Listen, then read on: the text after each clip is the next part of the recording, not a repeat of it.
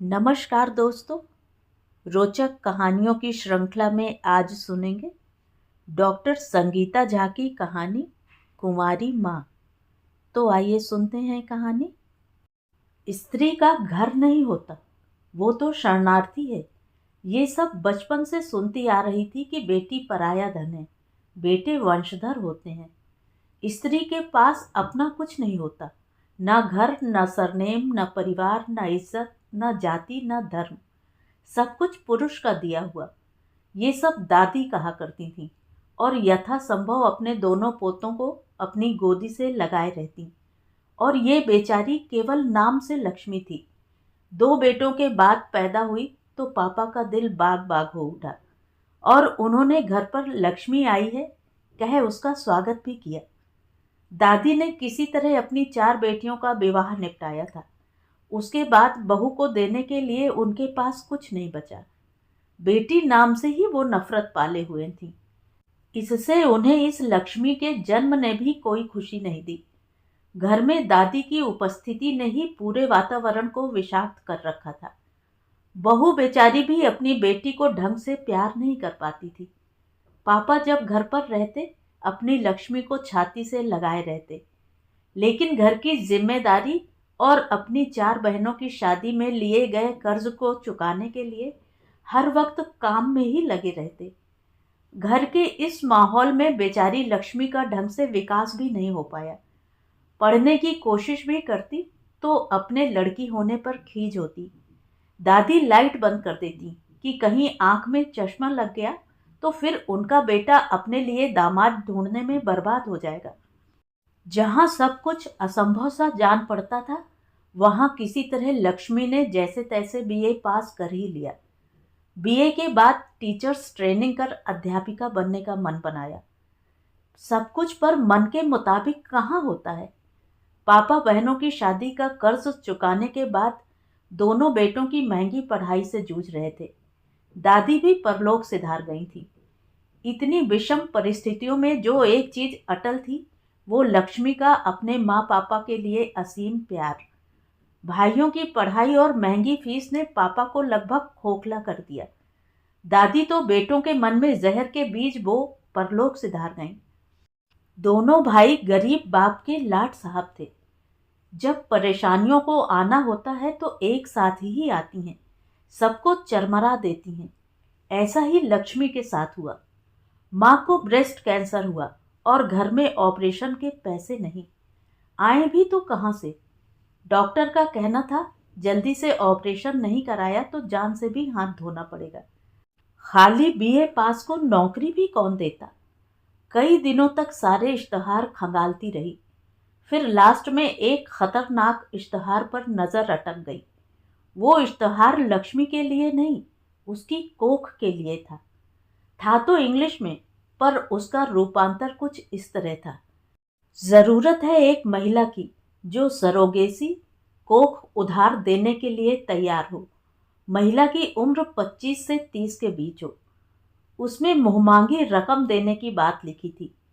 बहुत सोचने के बाद माँ की जान बचाने के लिए लक्ष्मी अपनी कोख का सौदा करने के लिए तैयार हो गई। सोचा अगर माँ को भनक भी हुई तो वो तो पंखे से लटक जाएंगी, पर अपनी लक्ष्मी की बलि नहीं चढ़ाएंगी। किस्मत से इश्तहार भी उसके शहर से 400 किलोमीटर दूर था। यहाँ सिर्फ सर्जरी ही नहीं थी, बल्कि उसके बाद रेडियोथेरेपी और महंगी कीमोथेरेपी भी थी। पापा के चेहरे की लाचारी और माँ की फिसलती जिंदगी ने मजबूर कर दिया कि ये शायद भगवान की ही दस्तक है। पापा तो शायद सरोगेसी का मतलब भी नहीं जानते थे। अगर न्यूज़पेपर में वो ऐड पढ़ भी लेते तो समझ नहीं आता। यहाँ तो पैसे भी मन मुताबिक मिलने थे। सो फिर क्या, ठान लिया कि चाहे कुछ भी हो माँ की जान बचानी है। घर में बताया कि बंबई में एक धनाढ्य दंपति को एक गवर्नेंस की जरूरत है और तनख्वाह भी महीने में 60,000 मिलेगी, साथ में 3 महीने का एडवांस। पापा को तो विश्वास ही नहीं हो रहा था कि इतने हजारों में तनख्वाह भी मिलती है, और वो भी एक गवर्नेंस की। मजबूरी इतनी बड़ी थी कि पैसे के स्रोत की तहकीकात करने का ना तो समय था और ना ही हिम्मत। बेटी की हमेशा एक गार्ड की तरह हिफाजत करने वाले पजेसिव पापा ने परिस्थिति के आगे बिना शर्त घुटने टेक दिए। जिन्हें लक्ष्मी की जरूरत थी उन्होंने टिकट भेज दी। लक्ष्मी एक नए शहर के लिए थोड़े से कपड़े एक बैग में लिए निकल पड़ी। जीवन पता नहीं किस ओर जा रहा था। लक्ष्मी तो एक चिड़िया सी थी जो अपने चहकने से सबकी उदासी दूर करती थी, लेकिन अब खुद की जिंदगी में एक सन्नाटा दरक रहा था। पापा कहा करते, तू तो हमारे बगीचे की तितली है जो तितली के रंग बिरंगे पंखों की तरह कितने ही अनोखे तरीके से हमारी आंखों को ठंडक पहुंचाती है। मैं ही तो पापा की लक्ष्मी हूं। शायद अब मुझ तितली के पंख झड़ रहे थे। बहुत घबराहट सी थी मन में, पर मैं तो एक मिशन पर निकली थी। इससे मन के सारे दुराग्रहों को निकाल फेंक लंबी सांस ले तनकर बैठ गई। एयर कंडीशन क्लास में बैठने का ये पहला मौका था। रास्ते भर बचपन हिलोरें लेता रहा। दादी के तानों और पापा का प्यार बार बार दस्तक देता रहा। कब मुंबई सेंट्रल स्टेशन आ गया पता ही नहीं चला। मुझे फोन पर ही हिदायत दी गई थी कि ये इस ट्रेन का आखिरी पड़ाव है, इससे मैं अपनी सीट पर ही बैठी रहूं, वो मुझे आकर ले जाएंगे। मैं अपनी सीट पर ही बैठी थी और वे लोग आकर मुझे अपने घर ले गए। रास्ते भर कार में वे दोनों बातें करते रहे कि मैं उनके साथ रहूंगी, इसकी भनक भी पड़ोसी को नहीं होनी चाहिए। वे लोग पूरी प्रक्रिया को गोपनीय रखना चाहते थे। शायद बाद में बाहर ये बताना चाहते हो कि बच्चा मैडम की कोख से ही बाहर निकला है। फिर साथ में रहने से पता चला कि वे मुंबई से भी नहीं हैं, किसी बाहर गांव से आए हैं। अगले दिन श्रीमान ही अकेले मुझे उस सेंटर लेकर गए और शायद मेरा परिचय भी बतौर बेबी ही कराया। डॉक्टर ने मेरी माहवारी के बारे में पूछा और सारे ब्लड टेस्ट कराए। घर आकर दीदी यानी श्रीमती ने मुझे समझाया कि मैं किसी से कोई बात न करूं। मुझे तुरंत 2 लाख रुपए घर भिजवाने के लिए दे दिए। मुझे बड़ी राहत मिली और अच्छा भी लगा। दीदी बड़ी भली थी और मेरा बड़ा ख्याल रखती थी। पति पत्नी भी चिड़ा चिड़ी की तरह रहते थे। मैं तो उन्हें दीदी भैया कह पुकारती थी। एक दिन मैं मन ही मन हंसने लगी कि मेरे बच्चे का बाप भैया, पर वो कौन सा मेरा बच्चा था, मेरी तो कोख ही थी। एक दिन मैंने सपना देखा, दीदी एक प्यारी सी चिड़िया बन गई हैं और भैया चिड़ा। दोनों मिलकर एक घोंसला बना रहे थे और बहुत प्यारा घोंसला बनाया भी। मैं जो सुन पाती हूँ, चिड़िया कहती है, थोड़े और तिनके लाओ, घोंसला मजबूत नहीं बन पा रहा है। चिड़ा, अरे तिनके तो मैं ले आऊंगा, आज तुम तैयार रहना, हम अंडे बनाने की कोशिश करेंगे। मैं देखती हूँ चिड़िया थोड़ी उदास हो जाती है। दिन भर कभी मोगरे के फूल तो कभी चमेली से चिपक खुद को महकाने की कोशिश करती है। शायद यही पंछियों का श्रृंगार होता होगा। बड़ी खुश खुश वापस घोंसले पर आज चिड़े की प्रतीक्षा करती है। चिड़ा आते ही चिड़ी से लिपट जाता है और कई दिनों तक यही खेल चलता है। हर दिन चिड़ी फूलों से लिपटकर खुद को महकाती है। चिड़ा तिनके लेकर आता है, अपनी चिड़िया को खूब प्यार करता है। एक दिन दोनों उदास हो उसी घोंसले में बैठे रहते हैं। उनके प्यार में कोई कमी नहीं आती, लेकिन घोंसले में अंडे भी नहीं हैं। 3-4 दिनों तक दोनों आंसू बहाते बैठे रहते हैं और 5वें दिन चिड़ी एक दूसरी चिड़िया को घोंसले में आमंत्रित करती है। खुद चोंच से फूल ला दूसरी चिड़िया का श्रृंगार करती है। चिड़ा दूसरी चिड़िया की तरफ देखता भी नहीं है। मैं सपने में ही रोने लगती हूँ। शायद दूसरी चिड़िया मैं ही हूँ। रोते रोते सपना टूट जाता है। फिर अपने पेट पर हाथ फेरकर अपने आप पर गर्व महसूस करती हूँ कि मैं जो भी कर रही हूँ माँ के प्राण बचाने के लिए ही कर रही हूँ। मैंने अपने आप को खुद में समेट लिया था। दिन भर एक कमरे में बैठे टीवी देखती रहती थी। फोन तो पास था, लेकिन सबकी नजरों में मैं मीलों दूर नौकरी कर रही थी। ये तो वो लोग भी जानते थे कि लाख रुपए की नौकरी करने वाले को फोन का वक्त ही कहाँ मिलता है। दीदी और भैया ठीक मेरे सपनों की तरह चिड़ाचिड़ी थे। उनका प्यार देख मुझे दुख भी होता था कि क्यों ईश्वर ने उन्हें ये मजबूरी दी। भगवान किसी का लेता है तो फिर उसे किसी दूसरे दुखियारी की झोली में डाल देता है। शायद माँ का इलाज हो ही नहीं पाता यदि उन बेचारों की ये मजबूरी न होती। मेरा और पापा का रिश्ता हमेशा संगीत की तरह सम था। कभी कोलाहल हमारे बीच सेंध ही नहीं मार पाया। अब बार बार बस पापा को धोखा देने का ही मलाल था, लेकिन मजबूरी अपनी जगह थी। धोखा देने के पीछे की भावना तो समर्पण थी, एक बेटी की लाचार माँ के लिए। मैंने उन्हें कभी पूजा करते भी नहीं देखा, और तो और मुझे उनके असली नाम भी नहीं मालूम थे। साहब दीदी को पारू और दीदी उन्हें कभी जानू तो कभी जान कह के पुकारती थी।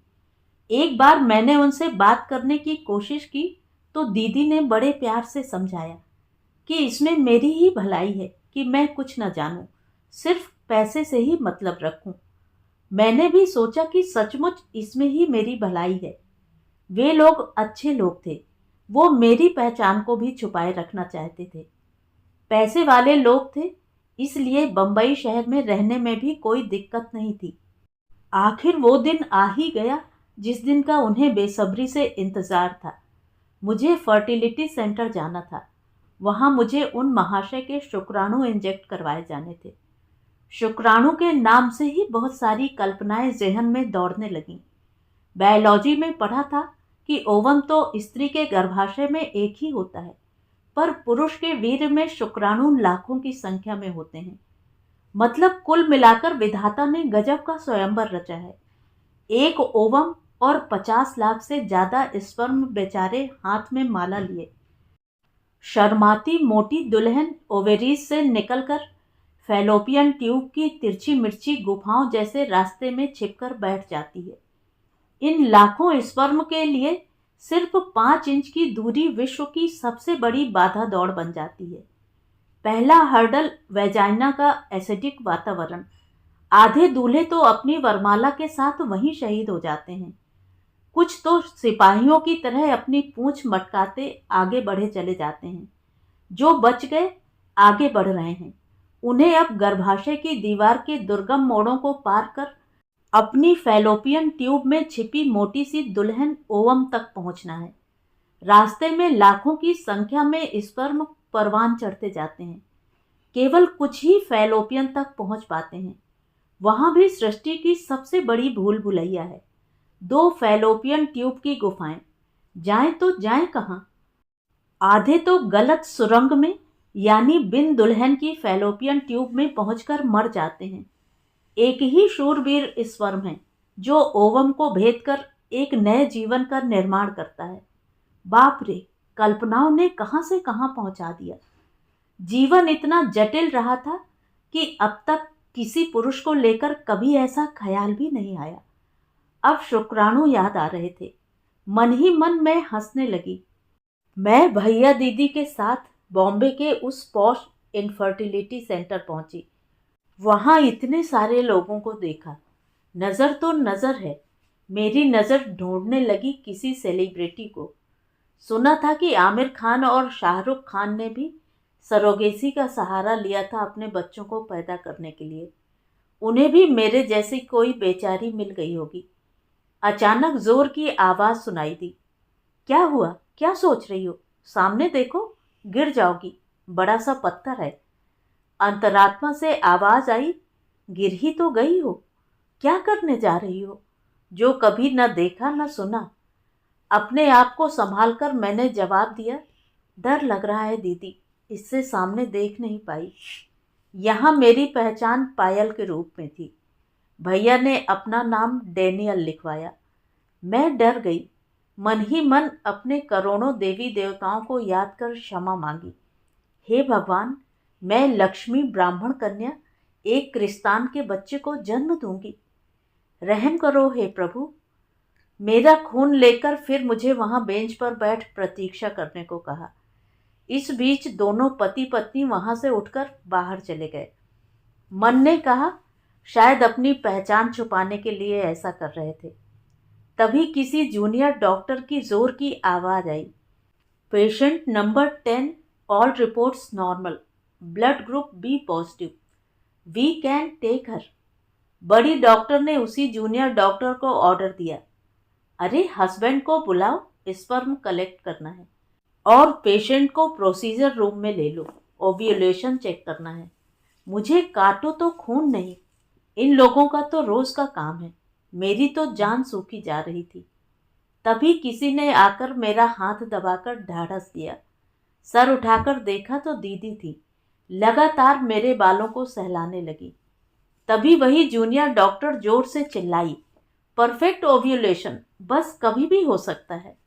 दीदी के चेहरे पर खुशी की लहर दौड़ने लगी। पहले जैसे मैंने पढ़ा था कि स्त्री के ओवम को गर्भाशय से बाहर निकाल पुरुष के स्पर्म के साथ मिला एक जाइगोट छोटा शिशु बना, फिर सरोगेट मदर के गर्भाशय में 9 महीने के लिए रखा जाता है, यानी उधार की कोख। यहाँ तो मेरा ओवम भी शामिल था एक नए जीवन को रचने में।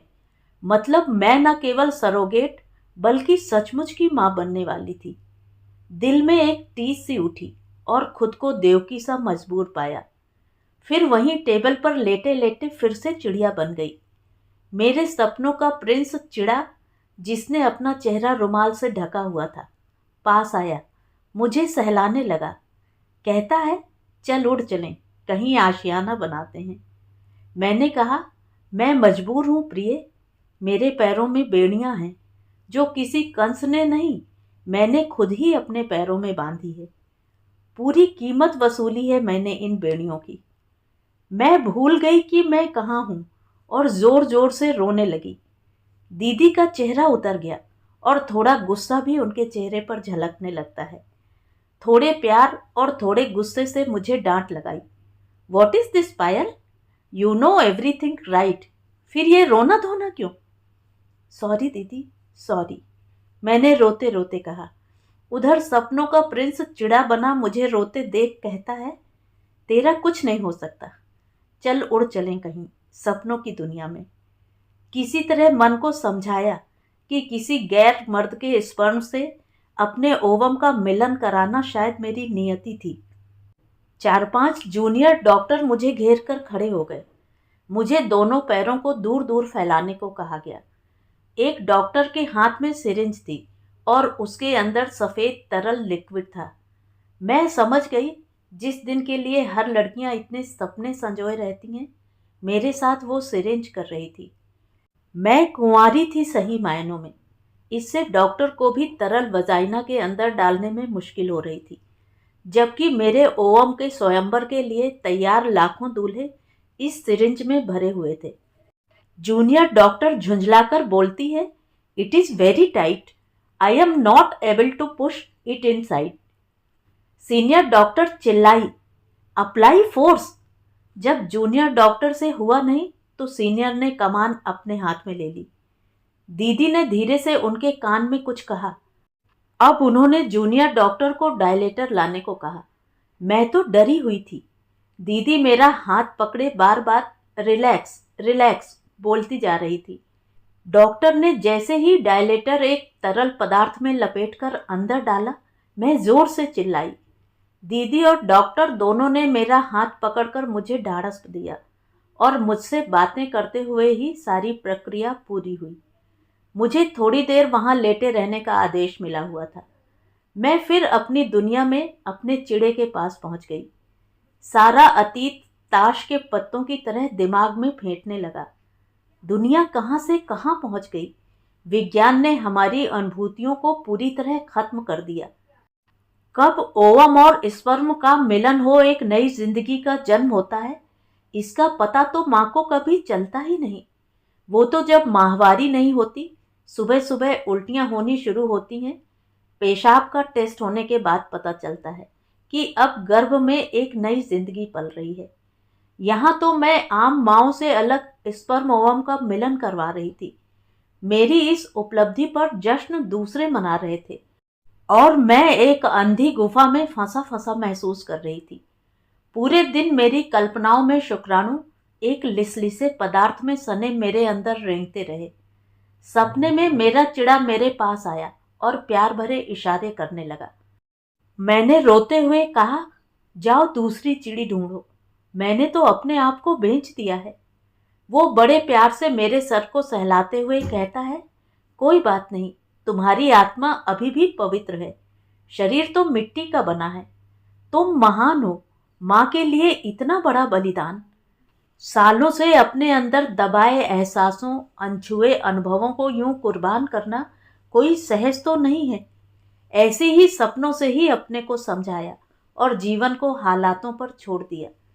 मैंने दीदी से रामायण लाने को कहा, उन्होंने मना कर दिया। अब तो मुझे पक्का विश्वास हो चला था कि ये लोग ईसाई ही हैं। खैर, मैंने तो अपनी कोख का सौदा किया था अपनी मजबूरी की खातिर। इससे मेरा बच्चा राम बने या ईसा, इससे मुझे क्या।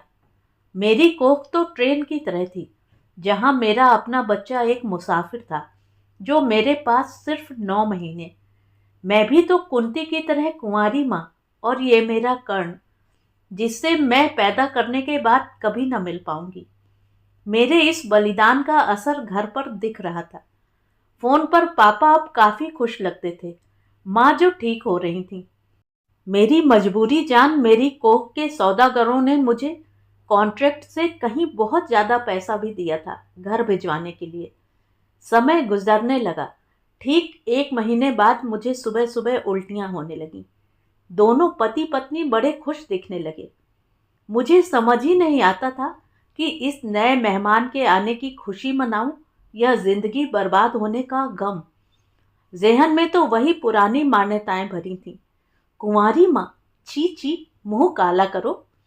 एक बहुत बड़ी जंग मेरे अंदर चल रही थी। शायद ये सब कुछ नॉर्मल तरीके से होता तो माँ मेरी आरती उतारती, पापा के चेहरे पर हमेशा मुस्कान रहती, और तो और मेरा चिड़ा मंद मंद मुस्काता। यहाँ तो मेरी खुशियों की डोर मेरी कोख के मालिकों के पास थी। खुद से भी अपने माँ बनने की खुशी शेयर नहीं कर सकती थी। सारा दोष मेरी किस्मत का था। खुद ही ये रास्ता चुना था तो कैसा विलाप। ये तो बस अब 9 महीनों की बात थी। फिर मैं कहाँ और मेरे पेट में पलने वाली नन्ही जान कहाँ। जितने श्लोक दोहे बचपन से याद किए थे बार बार दोहराती। बार बार लगता मेरा भी कोई अर्जुन आता और मुझे चक्रव्यूह भेदने की तरकीब बताता, और मैं भी एक वीर बालक अभिमन्यु को जन्म देती। लेकिन यहाँ तो एक माइकल या जॉन को जन्म लेना था। जिंदगी भी कैसे कैसे रंग दिखाती है। ऐसी कल्पना तो मैंने बुरे से बुरे सपने में भी नहीं की थी। धीरे धीरे दिन बीत रहे थे। उसकी खुशी मुझे बच्चे के मालिकों के चेहरे पर दिख रही थी। मेरे खाने और दवाइयों का बड़ा ध्यान रखा जाता। रोज मैं ईसा मसीह की परेशानियों और मदर मेरी की कहानियां टीवी पर देखती। साथ वो लोग भी बैठते और न जाने बाइबल की कौन कौन सी प्रेयर करते। मैं भी अच्छी अच्छी बातों की जुगाली मन ही मन करती जो बचपन में पढ़ाई गई थी। ईश्वर एक है, सभी धर्म ईश्वर तक पहुंचने के रास्ते हैं। बार बार मन में दोहराती। हिंदू, मुस्लिम, सिख, ईसाई आपस में सब भाई भाई। चेहरे पर अब नूर भी आ गया था। पेट थोड़ा बाहर भी आने लगा था। दीदी हर 15 दिन में मुझे चेकअप के लिए डॉक्टर के पास ले जाती। अल्ट्रासाउंड मशीन में बच्चे की छोटी छोटी अंगुलियां मुझे दिखाई जाती। दिल में एक हुक सी उठती थी। दीदी मशीन के सामने बैठ बच्चे से बड़ी देर तक बात करती। मशीन के अंदर बच्चे की सारी हलचल दिखती। कभी नन्ही सी जान जम्हाई लेती तो कभी नन्हे नन्हे पैरों को मारती दिखती। सचमुच सब कुछ कितना अच्छा लगता था। अब प्रेगनेंसी के 7 हफ्ते बीते ही थे कि अल्ट्रासाउंड मशीन में डॉक्टर को इस नन्ही जान के दिल की धड़कन दिखाई दी। डॉक्टर ने आला मेरे कान में रख मुझे बच्चे के दिल की धड़कन सुनाई। मन तो बल्लियों उछलने लगा, लेकिन तभी दीदी ने तुरंत आला मेरे कानों से हटा अपने कानों में लगा लिया और गुनगुनाने लगी। डॉक्टर ने कहा, what is this? Doctor, child is mine. इसे क्यों सुनवा रही हैं ये बच्चे की धड़कन? मैं बहुत मायूस हो गई। वो तो मैं एक पढ़ी लिखी कुंवारी सरोगेट माँ थी। आमतौर पर सरोगेसी के लिए हालात की मारी गरीब अनपढ़ औरतें ही तैयार होती हैं। उन्हें बच्चे से कोई सरोकार होता ही नहीं, मतलब सिर्फ पैसों से होता है, और किसी तरह वो 9 महीने काट वापस अपनी दुनिया में चली जाती हैं। मैं बार बार पेट पर हाथ रख कोशिश करती कि मुझे भी बच्चे के दिल की धड़कन सुनाई दे, पर सब बेकार। फिर भी ऐसा लगता ही था कि एक नन्ही जान अंदर पल रही है। पता नहीं मैं कैसे माँ पापा सब भूलती जा रही थी। याद था तो सिर्फ कि एक नन्ही जान मुझ में पल रही है। अभी तक सुना ही था कि कोख के बच्चे के साथ माँ का भी नया जन्म होता है। ये तो खुद पर चरितार्थ हो रहा था। पता नहीं कैसे मैं खुद का पेट सहला खुद से बातें करती। नहीं नहीं बेबी, डरना नहीं। माना मेरा गर्भाशय एक अंधेरी गुफा है, पर आपकी मम्मा आपके पास है। मेरा बच्चा, मेरी जान, और न जाने क्या क्या। ज्यों-ज्यों समय बीतता जा रहा था, मेरा उस नन्ही सी जान से लगाव भी बढ़ता जा रहा था। मैं हमेशा मन ही मन मुस्कुराती रहती थी, और तो और अपने उभरे हुए पेट से चिढ़ने के बजाय मेरे लिए वो गर्व का विषय बन गया था। नहाते वक्त मिनटों पेट पर ही साबुन लगाती रहती और ऐसा महसूस करती मानो अपने बच्चे को नहला रही हूँ। बीच बीच में बात भी करते जाती। सॉरी, ठंड तो नहीं लग रही है ना? बेबी को साफ रहना भी जरूरी है ना? ये सारी बातें बाहर जाती तो मेरी कोख के मालिक घबरा जाते कि ये क्या ड्रामा चल रहा है। दीदी मेरे पास आ मेरे सिर पर हाथ फेर कर पूछती, व्हाट्स हैपनिंग? Any problem? क्या हुआ डियर? इतना समय क्यों लगा नहाने में? तबीयत तो ठीक है? मैं चुप हो छत की तरफ एकटक देखने लगती और सोचती कि क्या बोलूं। अपनी दुनिया तो खुद मैंने ही लूटी है। और कोई काम कर लेती, लेकिन और किस काम में इतने पैसे मिलते कि माँ की जान बचाई जा सकती। इतना पैसा तो जिस्म बेचकर भी नहीं कमाया जा सकता था। आज मैं अपनी जननी की जान बचा रही थी, और मेरी कोख में पल रही ये नन्ही जान कभी जान भी नहीं पाएगी कि उसकी असली जननी मैं हूं। रोज सपने में कोई मुझे माँ कह पुकारता, और मैं झट से उठ पुकारने वाले को ढूंढती और फिर निराश हो लेट जाती। तो समझ आता कि ये आवाज तो मेरे अंदर से ही आ रही है। मुझे तरह तरह के इंजेक्शन और दवाइयां दी जा रही थी। अल्ट्रासाउंड टेस्ट से ये पता चल गया था कि बच्चे के सभी अंग नॉर्मल हैं। मुझे कभी कभी नींद में लगता कोई मुझे खड़ा निहार रहा है। एक बार तो लगा जैसे इस नन्ही सी जान के पापा यानी भैया ही दरवाजे पर खड़े हैं। फिर इसे मन का वहम सोच दिल से निकाल दिया। कुछ दिनों से मैं महसूस कर रही थी कि दीदी काफी चुप चुप सी रहती थी, और मेरे पेट को छू बातें करना भी उन्होंने कम कर दिया था। भैया जरूर आसपास चक्कर पहले से ज्यादा काटते थे और अक्सर मेरी तबीयत पूछ लिया करते थे। मैं बड़े पसोपेश में थी कि दीदी को क्या हो रहा है। एक रात बड़े जोर के चिल्लाने और रोने की आवाज सुन मैं उठ गई और उनके कमरे की तरफ गई तो पाया लाल लाल आंखें किए भैया जोर जोर से दीदी पर चिल्लाए जा रहे थे और दीदी रोए जा रही थी। मैं तो डर गई जब दीदी ने कहा, इसका क्या फॉल्ट है?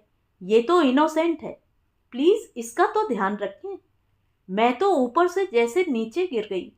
समझ ही नहीं आ रहा था कि क्या चल रहा है। धीरे से दीदी ने मेरा कंधा थपथपाया और कहा, you need rest, go and sleep, कल सुबह हम बात करते हैं। मुझे तो समझ ही नहीं आ रहा था कि इस चिड़ा चिड़ी के जैसे जोड़े के बीच ऐसा क्या घटा कि चिड़ी रोए जा रही है और चिड़ा उसे लाल लाल आंखें दिखाए जा रहा है। सुबह मेरे कमरे में नौकरानी के साथ भैया आए, मुझे प्यार से नाश्ता कर लेने के लिए कहा। मैंने दीदी के बारे में पूछा तो उन्होंने बताया कि दीदी की तबीयत ठीक नहीं है और वो आराम कर रही हैं। कल की लाल लाल गुस्से से कांपती आंखों को देखने के बाद भैया का आज इस तरह नॉर्मल हो जाना मुझे बड़ा रहस्यमय लगा। शाम तक दीदी का कोई अता पता ही नहीं था। इधर 5 महीने का गर्भ हो जाने से मुझे शर्म भी बहुत आती थी और चलने में थोड़ी तकलीफ भी होती थी। इसलिए मैं अपने कमरे से बाहर भी नहीं जाती थी। नन्ही जान अब लातें भी चलाने लगी थी, जिससे एक अजब सी फीलिंग भी होती थी। उसी रात मैं अपनी खिड़की से बाहर देख रही थी, तो ऐसा लगा मानो दीदी रोती हुई एक कार में बैठी और चली गई। मैं पूरी रात डर के मारे सोई ही नहीं। दूसरे दिन भी भैया ही कमरे में आए और मुझे डॉक्टर के पास चेकअप के लिए चलने को कहा। डॉक्टर ने पूरा चेकअप किया और सब कुछ ठीक बताया। मुझे बाहर भेज भैया डॉक्टर से कुछ डिस्कस करने लगे। मैं जो सुन पाई वो कुछ इस तरह था कि अब अबॉर्शन नहीं हो सकता, पेट काटकर ही बच्चे को बाहर निकाला जा सकता है। इस पूरी प्रक्रिया में माँ और बच्चे दोनों की जान को खतरा है। मुझ पर तो जैसे गाज ही गिर गई। मुझे तो समझ ही नहीं आ रहा था कि मेरे साथ हो क्या रहा है। घर आने पर भैया ने अपने पास मुझे बैठाकर जो कहा, उसे सुनकर तो मेरे पैरों तले जमीन ही खिसक गई। उन्होंने बताया कि उनका और दीदी का अब एक साथ रहना संभव ही नहीं है। इससे उन्होंने तलाक लेने का फैसला लिया है। दीदी कल रात ही अपने भाई के साथ अपने घर चली गई। भैया बोलते जा रहे थे कि हमारी शादी को 7 साल हो गए थे। बच्चे की जिद भी दीदी की थी। उन्होंने दीदी को बहुत समझाने की कोशिश भी की। भैया ने मेरे सामने 2 विकल्प रखे। चूंकि मेरी कोख में पल रही संतान उनकी है, इससे मैं उनके साथ बच्चे के जन्म तक रह सकती हूँ और चाहे तो इससे छुटकारा भी पा सकती हूँ। पर उन्हें अपने बच्चे की माँ को खुद के साथ जिंदगी भर रखने में भी कोई ऐतराज नहीं है। निर्णय मुझे ही लेना है। मुझे तो जैसे काटो तो खून नहीं। हे ईश्वर, तू कैसा इम्तहान ले रहा है? क्या करूं? कहाँ जाऊं? मेरे पास ना कोई नौकरी थी, ना कोई पैसा था। भैया का साथ छोड़ना यानी दर दर भटकना, और पेट में पल रही नन्ही जान जो मेरी भी थी, कि हत्या का जघन्य अपराध कैसे कर सकती थी। भैया अगर मुझे पैसे भी दे देते तो भी अकेले मैं कुछ नहीं कर सकती थी। मेरे पास अब भैया बनाम सैया के साथ जाने के अलावा कोई विकल्प नहीं था।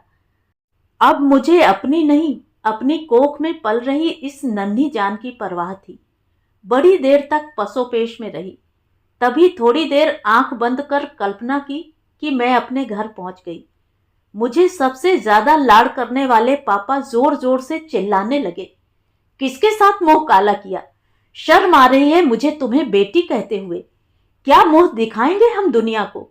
लोग हमारे यहां पानी भी नहीं पिएंगे। कुछ तो ख्याल किया होता परिवार की इज्जत का। न कोई शर्म, न कोई लिहाज। छी छी। माँ अलग चिल्लाने लगी, इससे तो मैं मर ही जाती। कम से कम हमसे पूछा तो होता। जीते जी मार डाला तुमने हम सबको। जा, मेरी नजरों से दूर हो जा। तेरा चेहरा भी नहीं देखना मुझे। बाप रे, मैं तो सब सोचकर ही मरी जा रही थी। मैं अभी अपने मेडिटेशन से उभरी भी नहीं थी कि सो कॉल्ड मेरे भैया आवाज लगाने लगे, जल्दी सोचो और अच्छी तरह सोचो, मुझे भी घर लौटना है। मैंने मन ही मन सोचा कि अगर अच्छी तरह पहले सोचती तो ये सरोगेसी वाला निर्णय तो कभी नहीं लेती। आज जिंदगी ने ऐसे रास्ते पर लाकर खड़ा कर रखा था जिसकी कोई दूसरी राह ही न थी, सिवाय कोख में पल रहे बच्चे के पिता के साथ जाने के। कहाँ दिल में माधव या माधवी को जन्म देने की तमन्ना थी। अब सारी जिंदगी पीटर या मारिया की माँ के नाम से जानी जाऊंगी। तो ये थी कहानी। कहानी आपको कैसी लगी कमेंट करके ज़रूर बताएं। और अगर मेरे द्वारा सुनाई हुई कहानियाँ आपको अच्छी लगती हैं और आप मेरे चैनल पर पहली बार आए हैं तो चैनल को सब्सक्राइब ज़रूर करें, लाइक करें और अपने दोस्तों और परिचितों में शेयर भी करें। बेल आइकन दबाना बिल्कुल भी ना भूलें। धन्यवाद।